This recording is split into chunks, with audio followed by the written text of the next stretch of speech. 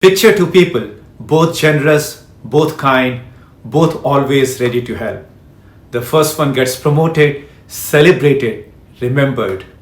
The second one gets walked over, burned out, forgotten. Same generosity, two totally different outcomes. So here is the question: why do some givers rise to greatness while others get crushed? Let's start with a man who had no reason to succeed: awkward, poor, mocked for his looks, Abraham Lincoln. What made Lincoln extraordinary wasn't power or dominance, it was his ability to give, sharing credit, bringing rivals into his team, lifting others higher than himself. That generosity built unshakable loyalty.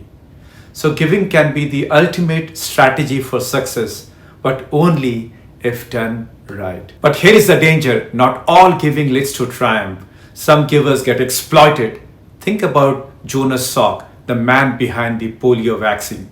Instead of sharing credit with his team, he grabbed the spotlight. You would think taking credit would secure his legacy. Instead, it backfired. He was ostracized. On the flip side, you have people like George Meyer, the quiet comedy writer at The Simpsons.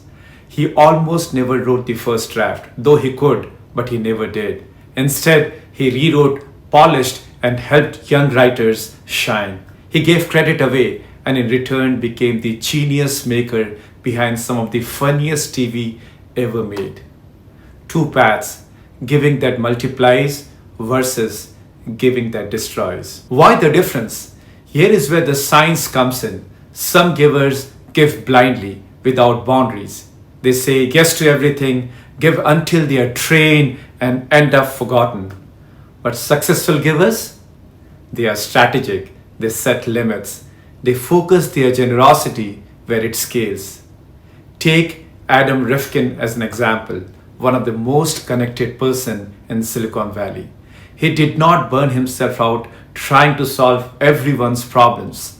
Instead, he built what he called 5-minute favors: quick, simple acts, an introduction, maybe a bit of advice that ripple out and create massive networks of opportunity. That's the secret in giving, but sustainably. And when givers do it right, it changes everything, not just for them, but for the entire system they are operating in.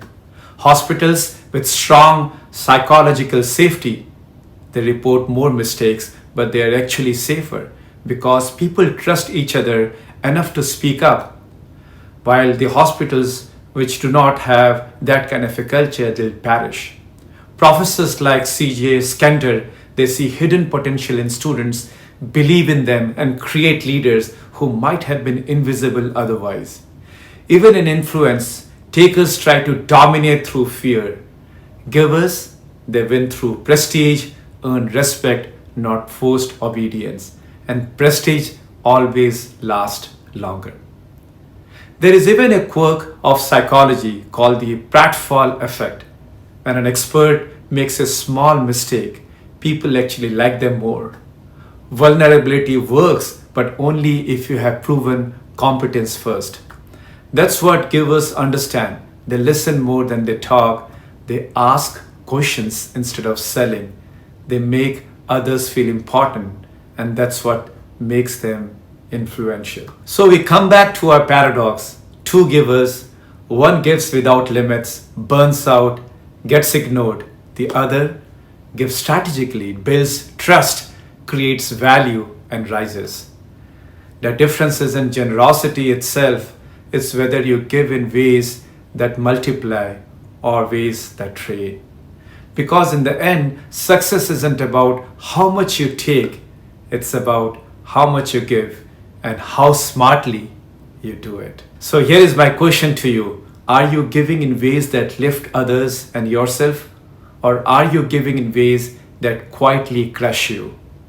The answer might just decide whether you finish last or first. Thank you for listening. I truly appreciate your time. If you liked what you heard, please follow my channel and also spread the message. Take care. See you next time. Bye.